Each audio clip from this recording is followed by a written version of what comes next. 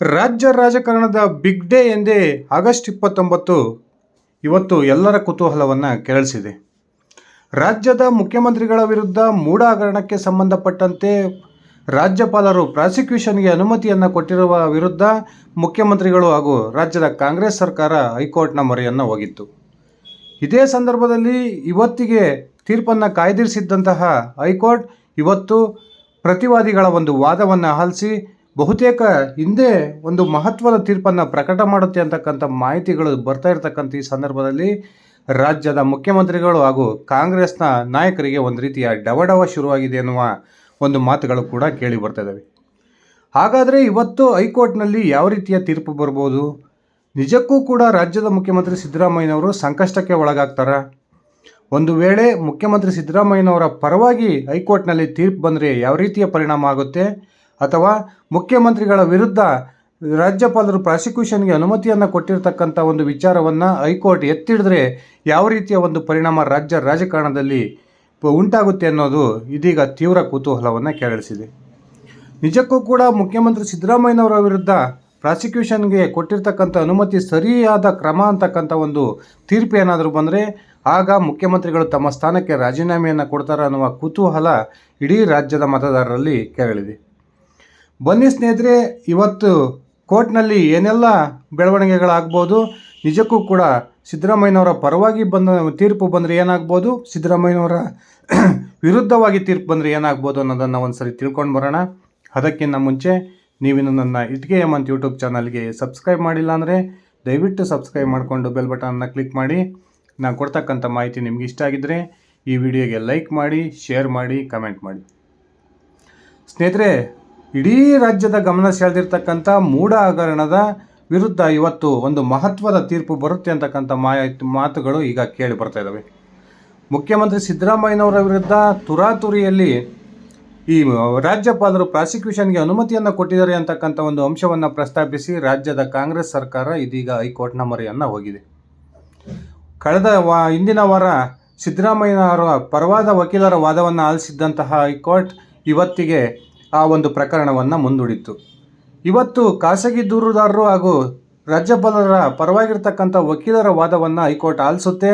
ಆ ಮೂಲಕ ತೀರ್ಪನ್ನು ಸಹ ಇವತ್ತೇ ಪ್ರಕಟ ಮಾಡ್ಬೋದು ಅಂತಕ್ಕಂಥ ಮಾಹಿತಿಗಳು ಬರ್ತಾ ಇದ್ದಾವೆ. ಈ ಸಂದರ್ಭದಲ್ಲಿ ಅನೇಕ ರಾಜಕೀಯ ಬೆಳವಣಿಗೆಗಳು ರಾಜ್ಯದಲ್ಲಿ ನಡೀಬೋದು ಅನ್ನುವ ಮಾಹಿತಿಗಳು ಕೂಡ ಸಿಗ್ತಾ ಇದ್ದಾವೆ.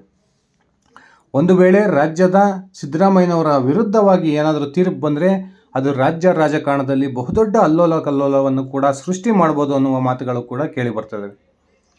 ಹಾಗಾದರೆ ಇವತ್ತಿನ ತೀರ್ಪಿನ ಮೇಲೆ ಸಿದ್ದರಾಮಯ್ಯನವರ ಭವಿಷ್ಯ ನಿಜಕ್ಕೂ ಕೂಡ ನಿರ್ಧಾರವಾಗುತ್ತಾ? ಸಿದ್ದರಾಮಯ್ಯನವರು ತಮ್ಮ ಮುಖ್ಯಮಂತ್ರಿ ಸ್ಥಾನಕ್ಕೆ ರಾಜೀನಾಮೆಯನ್ನು ಕೊಡ್ತಾರ ಅನ್ನೋ ಮಾತುಗಳು ಇದೀಗ ಚರ್ಚೆ ಆಗ್ತಿದ್ದಾವೆ. ಆದರೆ ಇದೀಗ ಇರುವ ಮಾಹಿತಿಯ ಪ್ರಕಾರ ಒಂದು ವೇಳೆ ಕೋರ್ಟ್ನ ತೀರ್ಪು ಏನೇ ಬಂದರೂ ಸಹ ಸದ್ಯಕ್ಕೆ ಸಿದ್ದರಾಮಯ್ಯನವರು ತಮ್ಮ ಮುಖ್ಯಮಂತ್ರಿ ಸ್ಥಾನಕ್ಕೆ ರಾಜೀನಾಮೆಯನ್ನು ಕೊಡೋದಿಲ್ಲ ಅಂತಕ್ಕಂಥ ಮಾಹಿತಿಗಳು ಲಭ್ಯ ಆಗ್ತಿದ್ದಾವೆ. ಯಾಕಂದರೆ ಈಗಾಗಲೇ ಕಾಂಗ್ರೆಸ್ನ ಹೈಕಮಾಂಡ್ ಸಂಪೂರ್ಣವಾಗಿ ಸಿದ್ದರಾಮಯ್ಯನವರ ಬೆನ್ನಿಗೆ ನಿಂತಿದ್ದು ಈ ಒಂದು ಕೋರ್ಟ್ನಲ್ಲಿ ವ್ಯತಿರಿಕ್ತವಾದ ಒಂದು ಫಲಿತಾಂಶ ಬಂದರೂ ಸಹ ಅದನ್ನು ನಾವು ಸುಪ್ರೀಂ ಕೋರ್ಟ್ಗೆ ಹೋಗುವುದರ ಮೂಲಕ ಕಾನೂನಿನ ಸಮರವನ್ನು ಮಾಡೋಣ ಅಂತಕ್ಕಂಥ ಭರವಸೆಯನ್ನು ಈಗಾಗಲೇ ಸಿದ್ದರಾಮಯ್ಯನವರಿಗೆ ಕೊಟ್ಟಿದೆ. ಸಿದ್ದರಾಮಯ್ಯನವರ ಪರವಾಗಿ ಏನಾದರೂ ತೀರ್ಪು ಬಂದಿದ್ದೇ ಆದರೆ ಆಗ ಸಿದ್ದರಾಮಯ್ಯನವರು ರಾಜ್ಯಪಾಲರ ವಿರುದ್ಧ ಮುಗಿ ಬೀಳ್ತಕ್ಕಂಥದ್ದು ಸತ್ಯ.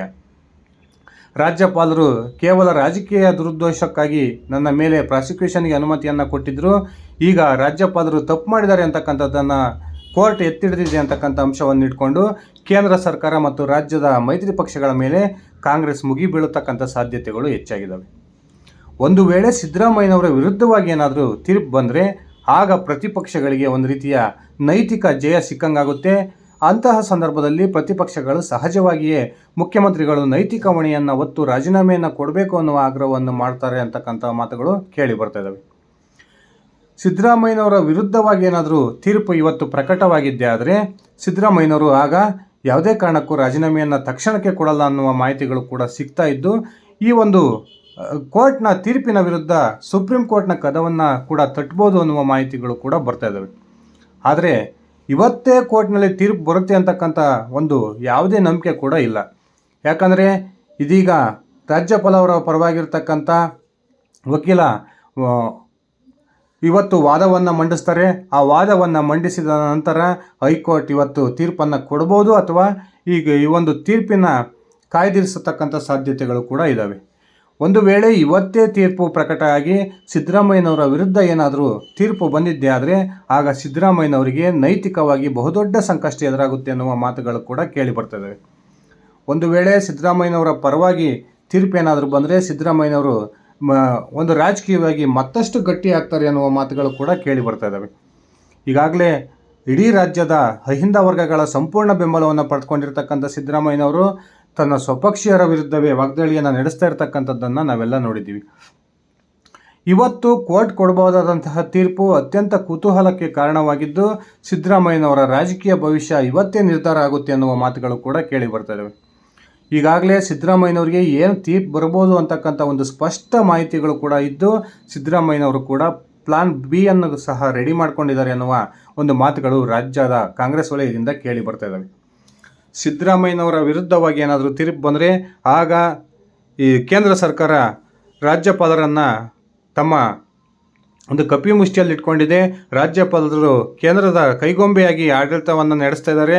ಆ ಕಾರಣಕ್ಕೆ ದ್ವೇಷದ ರಾಜಕಾರಣಕ್ಕೆ ರಾಜ್ಯಪಾಲರು ಕೈ ಹಾಕಿದ್ದಾರೆ ಅನ್ನುವ ಆರೋಪವನ್ನು ಮಾಡಿ ಇಡೀ ರಾಜ್ಯಾದ್ಯಂತ ಒಂದು ಜನಾಂದೋಲನವನ್ನು ಕಾಂಗ್ರೆಸ್ ಮಾಡ್ಬೋದು ಅನ್ನುವ ಮಾಹಿತಿಗಳು ಕೂಡ ಬರ್ತಾ ಇದ್ದಾವೆ. ಆದರೆ ಒಂದು ವೇಳೆ ಸಿದ್ದರಾಮಯ್ಯನವರ ವಿರುದ್ಧವಾಗಿ ಏನಾದರೂ ತೀರ್ಪು ಬಂದಿದ್ದೇ ಆದರೆ ಆಗ ಅದು ಸಿದ್ದರಾಮಯ್ಯನವರಿಗೆ ನೈತಿಕವಾಗಿ ಬಹುದೊಡ್ಡ ಹೊಡೆತವನ್ನು ಕೊಡಬಹುದು. ಆ ಮೂಲಕ ರಾಜ್ಯದ ಪ್ರತಿಪಕ್ಷಗಳು ಇನ್ನಷ್ಟು ಗಟ್ಟಿಯಾಗಿ ಸಿದ್ದರಾಮಯ್ಯನವರ ವಿರುದ್ಧ ಹೋರಾಟವನ್ನು ಕೂಡ ಮಾಡ್ಬೋದು ಅನ್ನುವ ಮಾಹಿತಿಗಳು ಕೂಡ ಸಿಗ್ತಾ ಇದ್ದಾವೆ. ಇದೇ ಸಂದರ್ಭದಲ್ಲಿ ಸಿದ್ದರಾಮಯ್ಯನವರು ಅತ್ಯಂತ ಕಾನ್ಫಿಡೆಂಟ್ ಆಗಿದ್ದರೂ ಸಹ ರಾಜ್ಯದ ಹೈಕೋರ್ಟ್ ಏನು ತೀರ್ಪು ಕೊಡ್ಬೋದು ಅಂತಕ್ಕಂಥದ್ದು ಇಡೀ ರಾಜ್ಯಕ್ಕೆ ಕುತೂಹಲವನ್ನು ಕೆರಳಿಸಿದ್ದು ಇವತ್ತು ಸಿದ್ದರಾಮಯ್ಯನವರ ಒಂದು ರಾಜಕೀಯ ಭವಿಷ್ಯ ನಿರ್ಧಾರ ಆಗ್ಬೋದು ಅನ್ನುವ ಮಾತುಗಳು ಕೂಡ ಕೇಳಿ ಬರ್ತಾ ಇದ್ದಾವೆ. ಒಂದು ವೇಳೆ ಹೈಕೋರ್ಟ್ನಲ್ಲಿ ಸಿದ್ದರಾಮಯ್ಯನವರ ವಿರುದ್ಧವಾದ ತೀರ್ಪು ಏನಾದರೂ ಬಂದರೆ ಆಗ ಇನ್ನಷ್ಟು ಸಮಯಾವಕಾಶಕ್ಕಾಗಿ ಸಿದ್ದರಾಮಯ್ಯನವರು ಸುಪ್ರೀಂ ಕೋರ್ಟ್ಗೆ ಹೋಗ್ಬೋದು. ಸುಪ್ರೀಂ ಕೋರ್ಟ್ನಲ್ಲೂ ಕೂಡ ಈ ಸಿದ್ದರಾಮಯ್ಯನವರ ಪರವಾಗಿ ಹಾಗೂ ವಿರೋಧವಾಗಿ ವಾದಗಳು ನಡೀಬೋದು. ಅದಾದ ನಂತರ ಒಂದು ವೇಳೆ ಸುಪ್ರೀಂ ಕೋರ್ಟ್ ಸಹ ಪ್ರಾಸಿಕ್ಯೂಷನ್ಗೆ ರಾಜ್ಯಪಾಲರು ಕೊಟ್ಟಿರ್ತಕ್ಕಂಥ ಅನುಮತಿ ಸರಿಯಾಗಿದೆ ಅನ್ನುವ ಏನಾದರೂ ತೀರ್ಪನ್ನು ಕೊಟ್ಟರೆ ನಿಜಕ್ಕೂ ಕೂಡ ಸಿದ್ದರಾಮಯ್ಯನವರಿಗೆ ಆಗ ಸಂಕಷ್ಟ ಫಿಕ್ಸ್ ಅಂತಕ್ಕಂಥ ಮಾತುಗಳು ಕೂಡ ಕೇಳಿ ಬರ್ತದವೆ. ಈ ಒಂದು ಸಂದರ್ಭದಲ್ಲಿ ರಾಜ್ಯದ ಪ್ರತಿಪಕ್ಷಗಳು ಕೂಡ ಹೋರಾಟಕ್ಕೆ ಸಜ್ಜಾಗಿದ್ದು ಸಿದ್ದರಾಮಯ್ಯನವರ ವಿರುದ್ಧ ಒಂದು ವೇಳೆ ತೀರ್ಪು ಬಂದಿದ್ದೇ ಆದರೆ ಆಗ ಇಡೀ ರಾಜ್ಯಾದ್ಯಂತ ಒಂದು ಪ್ರತಿಭಟನೆಯನ್ನು ಮಾಡೋದ್ರ ಮೂಲಕ ಸಿದ್ದರಾಮಯ್ಯನವರನ್ನು ನೈತಿಕ ಹೊಣೆ ಹೊತ್ತು ರಾಜೀನಾಮೆಗೆ ಆಗ್ರಹ ಮಾಡೋದಂತೂ ಸತ್ಯ. ಇಂತಹ ರಾಜಕೀಯ ಬೆಳವಣಿಗೆಗಳಿಗೆ ಇವತ್ತು ಅತ್ಯಂತ ಕುತೂಹಲವನ್ನು ಕೆರಳಿಸಿದ್ದು ಕೋರ್ಟ್ನಲ್ಲಿ ಯಾವ ರೀತಿಯ ತೀರ್ಪು ಬರ್ಬೋದು ಅನ್ನುವ ಒಂದು ಕುತೂಹಲ ಎಲ್ಲರಲ್ಲೂ ಮನೆ ಮಾಡಿದೆ. ಸ್ನೇಹಿತರೆ, ನಿಮ್ಮ ಅಭಿಪ್ರಾಯದ ಪ್ರಕಾರ ನಿಜಕ್ಕೂ ಕೂಡ ಇವತ್ತು ಕೋರ್ಟ್ನಲ್ಲಿ ಯಾವ ರೀತಿಯ ತೀರ್ಪು ಬರ್ಬೋದು? ಒಂದು ವೇಳೆ ಸಿದ್ದರಾಮಯ್ಯನವರ ವಿರುದ್ಧ ತೀರ್ಪು ಬಂದರೆ ನಿಮ್ಮ ಅಭಿಪ್ರಾಯದ ಪ್ರಕಾರ ಸಿದ್ದರಾಮಯ್ಯನವರ ಮುಂದಿನ ಹೆಜ್ಜೆ ಏನಾಗಿರ್ಬೋದು? ಸಿದ್ದರಾಮಯ್ಯನವರ ಪರವಾಗಿ ತೀರ್ಪು ಬಂದರೆ ಆಗ ಪ್ರತಿಪಕ್ಷಗಳು ಯಾವ ರೀತಿಯ ಒಂದು ಮುಂದಿನ ಹೋರಾಟವನ್ನು ಮಾಡ್ಬೋದು? ದಯವಿಟ್ಟು ಕಮೆಂಟ್ ಮಾಡಿ. ಇದಿಷ್ಟಾಗಿತ್ತು ಸ್ನೇಹಿತರೆ ನನ್ನ ಇವತ್ತಿನ ಈ ವಿಡಿಯೋ. ನಾನು ಕೊಟ್ಟಿರ್ತಕ್ಕಂಥ ಮಾಹಿತಿ ನಿಮ್ಗೆ ಇಷ್ಟ ಆಗಿದ್ದರೆ ಈ ವಿಡಿಯೋಗೆ ಲೈಕ್ ಮಾಡಿ, ಶೇರ್ ಮಾಡಿ, ಕಮೆಂಟ್ ಮಾಡಿ. ನೀವು ನನ್ನ ಇಟ್ಕೆ ಅಂತ ಯೂಟ್ಯೂಬ್ ಚಾನಲ್ಗೆ ಸಬ್ಸ್ಕ್ರೈಬ್ ಮಾಡ್ಕೊಂಡಿಲ್ಲ ಅಂದರೆ ದಯವಿಟ್ಟು ಸಬ್ಸ್ಕ್ರೈಬ್ ಮಾಡಿಕೊಂಡು ಬೆಲ್ ಬಟನ್ನ ಕ್ಲಿಕ್ ಮಾಡಿ. ಧನ್ಯವಾದಗಳು ಸ್ನೇಹಿತರೆ, ಶುಭ ದಿನ.